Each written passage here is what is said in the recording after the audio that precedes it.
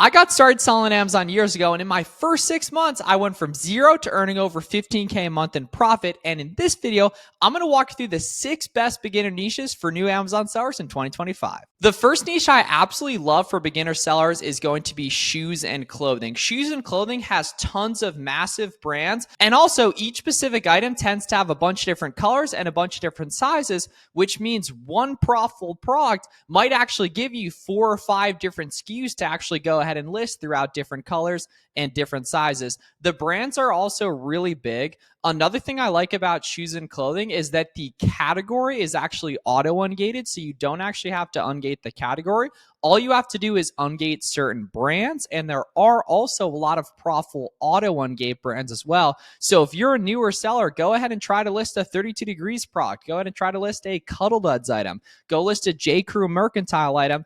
And after you hit apply to sell and request approval, there's a good chance at least 2 or 3 of those brands will automatically approve you, so you can sell their products literally today with no documentation needed. Shoes and clothing is also really good for all 3 of online arbitrage, buying products online from big retail websites, retail arbitrage, buying products in store from the outlets and different retail stores, or the wholesale niche of buying products in bulk. Most categories don't really have all 3 of them in there, at least super predominantly. However, shoes and clothing is a massive niche. There are tons of big brands, and you can buy it with all 3 different product research business models of wholesale, retail arbitrage, and online arbitrage.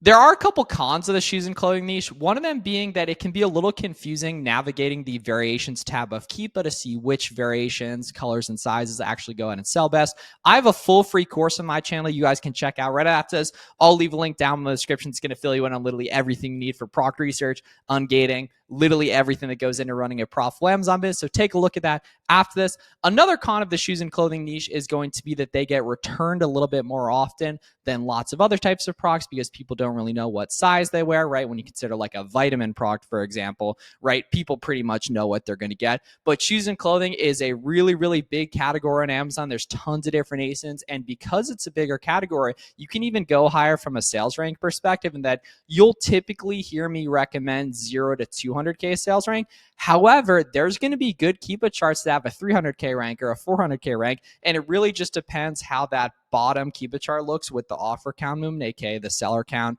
or the competition. So shoes and clothing is an absolutely awesome niche for beginners in 2025. The next one is going to be grocery products. Grocery products are absolutely excellent for beginners because they don't have variations, so they're really, really easy to understand. And it's a really big niche for retail arbitrage, especially at small regional grocery stores and grocery outlet and Ollie's. You should totally look up if you have some of those near you. And you can literally go ahead and get started with that stuff really, really quick, super easy to understand, just scanning products in store with SellerM. I also love grocery because it has bundles often. So if there's a profitable 1-pack or even a 1-pack that's close to being profitable, you can go ahead and look up when you're doing retail arbitrage and see if there's a multi-pack, 2-pack, 3-pack, 4-pack, 5-pack that you can potentially list as well, which is really profitable. Getting ungated in the grocery category can be done via Target. You can just look up the Yogi Tea brand. Typically for the grocery category, there's actually a lot of auto ungate brands. You just need to go ahead and ungate the category, and you can just do that via Target. So grocery products I really, really like for retail arbitrage. They also are super prominent in the wholesale niche as well, because the grocery supply chain is a lot of bulk, like, grocery store suppliers, for example. Meanwhile, there's not a ton of online arbitrage for grocery just because they're really heavy, which is pretty much the only con of the category, outside that it is smaller than a lot of categories, which is going to lead to a little bit less opportunity in terms of like the overall market. However, on an individual seller base, when you're just getting started, there's tons of profitable products to go out and track down. And I love grocery as your first category on gate, which you can just do via Target.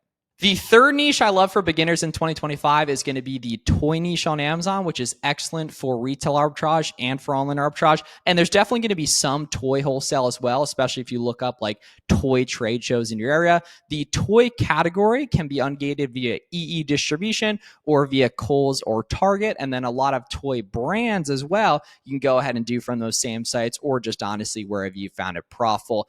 One big con of the toy category is that Amazon sells a lot of it themselves.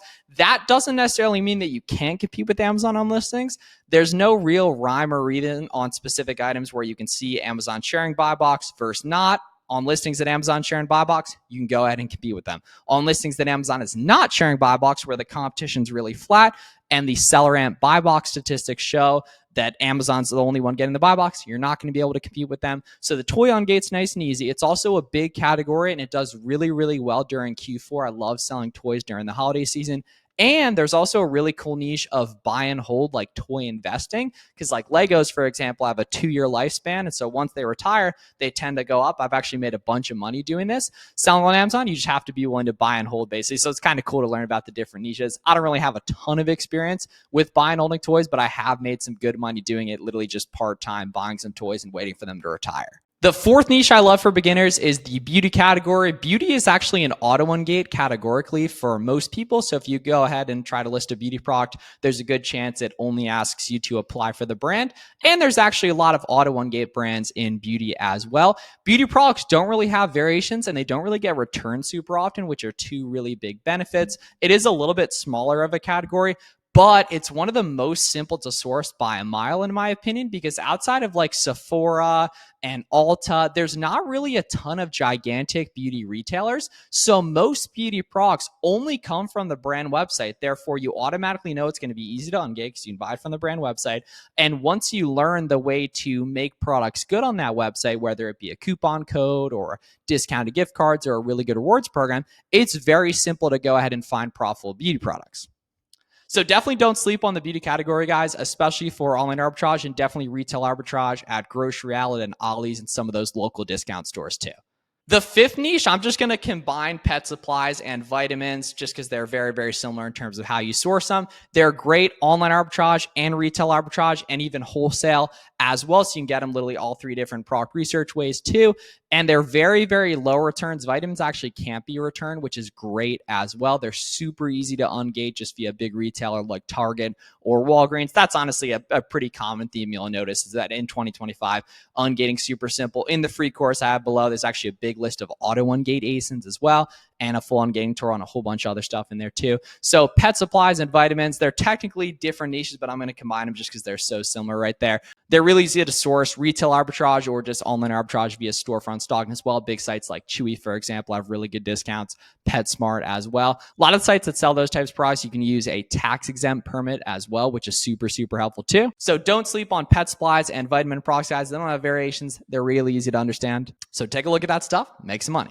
And the sixth and final niche, guys, I like is the sporting goods niche. The reason why I like sporting goods is because pretty similar to shoes and clothing, it's a very big niche and there's always new stuff coming into season. For example, right now, there's a lot of winter products good. In the next month or two, baseball, lacrosse, and spring and summer type stuff will start to pop off a little bit more too. And the cool thing is you don't have to guess in terms of demand on Amazon, guys. You can see on every single product how it's sold over time, taking a look on the Cupid chart. So sporting goods are really good. A con of sporting goods is going to be that there are a little bit higher returns because it's typically stuff you wear when you kind of know what you get when you're buying like shampoo or like, noodles, for example, in grocery. But for sporting goods, if you're buying, a jacket or some type of equipment, you might not always have the correct one. So return rates can be a little bit higher. There's no category ungate for sporting goods too. It's just going to be on a brand basis, which simplifies the process. Although honestly, ungating is really easy. Don't see it as like a big roadblock in 2025. But sporting goods, very similar to shoes and clothing. A lot of big brands that have tons of different products, lots of variations as well. So there's high scalability